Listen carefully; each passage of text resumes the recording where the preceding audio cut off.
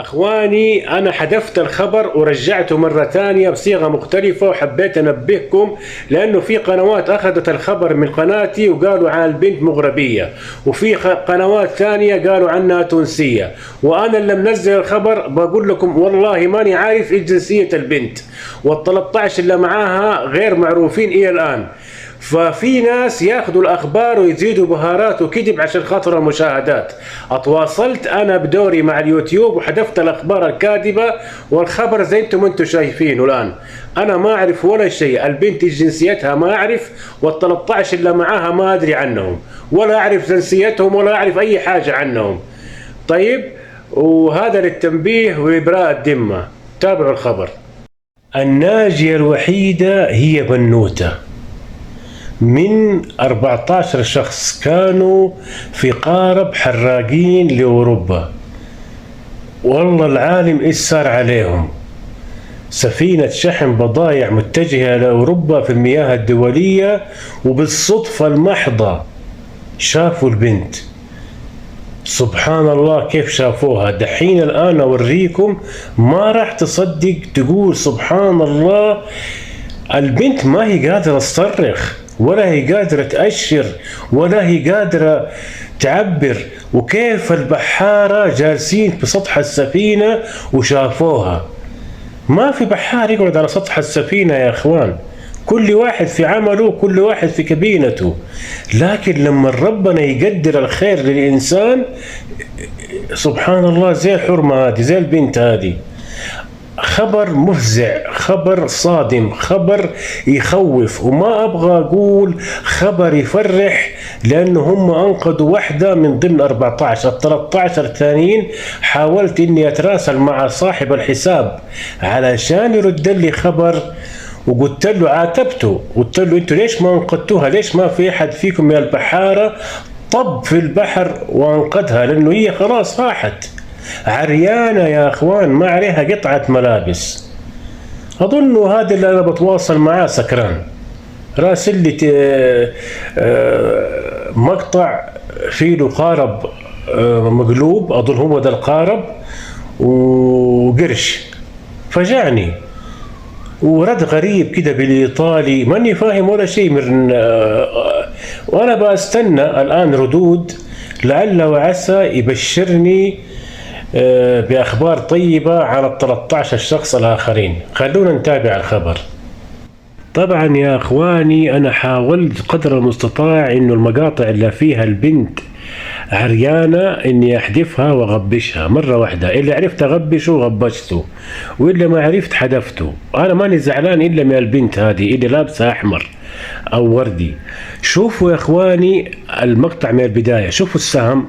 بالله انت الحين تقدر تميز انه في احد هناك بيسبح غرقان؟ تقرب الكاميرا تشوف نقطة سوداء، تقرب اكتر تتضح لك انها بنت. يا ربي لطفك يا ربي، مسكينة يا رب. نطمن على 13 الاخرين اللي كانوا معاها. الان انا حذفت شوية من المقطع لانه جسدها صار باين.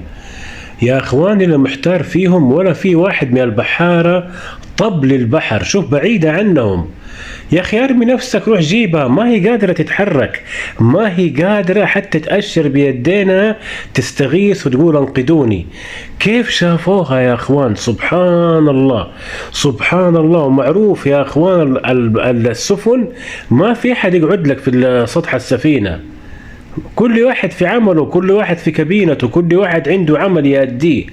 هذا اللي أعرفه عن البحار. كيف شافوها؟ سبحان الله. شوف رموا لها العوامات هذه. أنا لو كنت في مكان البحارة أرمي نفسي والله، إلا أنقذها مسكينة. والله إنه شيء يقطع القلب.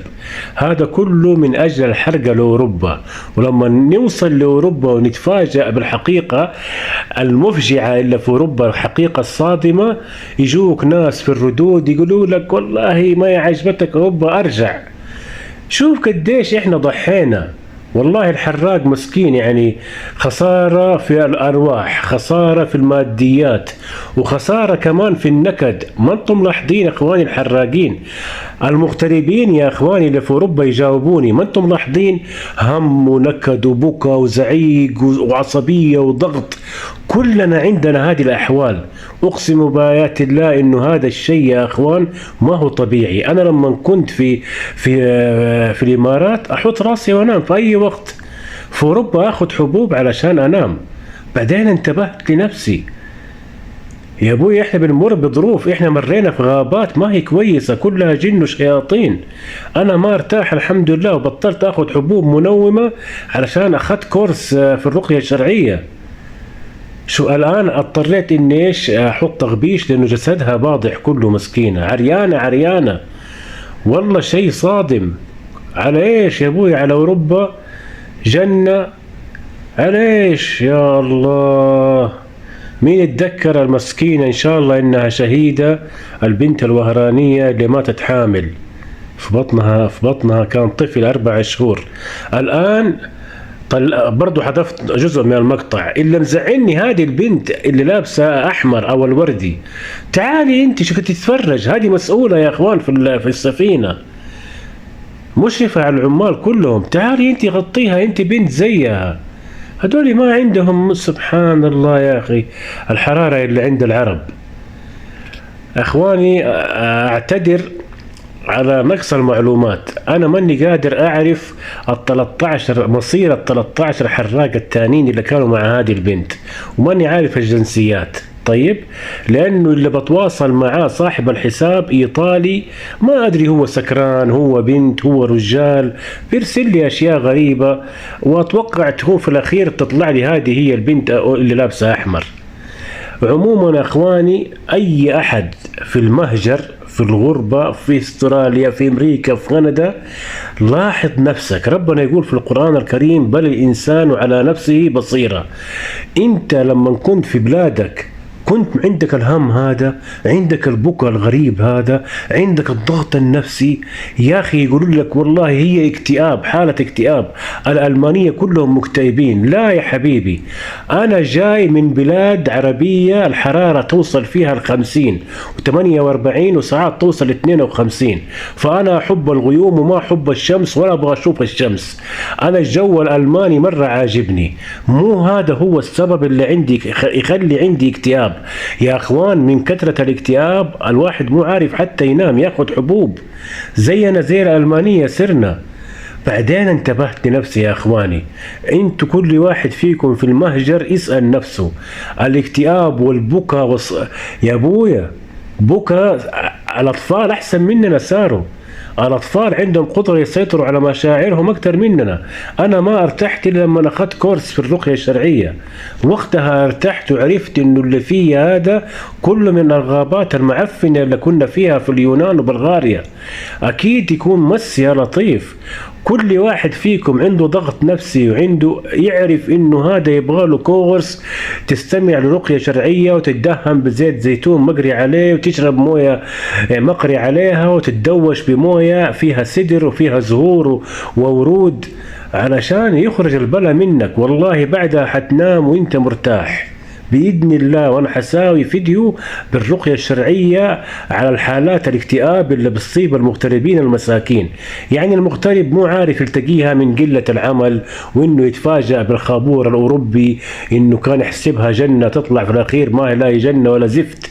والعنصرية والاكتئاب والبكاء والضغط النفسي. وشوفوا قدامكم هذه البنت عريانة يا أخوان، عريانة. والله أنا رجال ما أقبل على نفسي إني أكون عريان قدام. وصوروك أكيد، نزلوا أمها هذه الصور في الفيسبوك وشهر أهلك يا شيخ. والله العظيم في الأخير استغفر الله العظيم على حاجة ما هي مستاهلة. يقول الحمد لله والله يطمن أن أهاليهم عليهم هذول الحراقين. وآسف للإطالة. إن عجبك الفيديو أتمنى منك اللايك والتعليق والاشتراك، واستودعكم الله.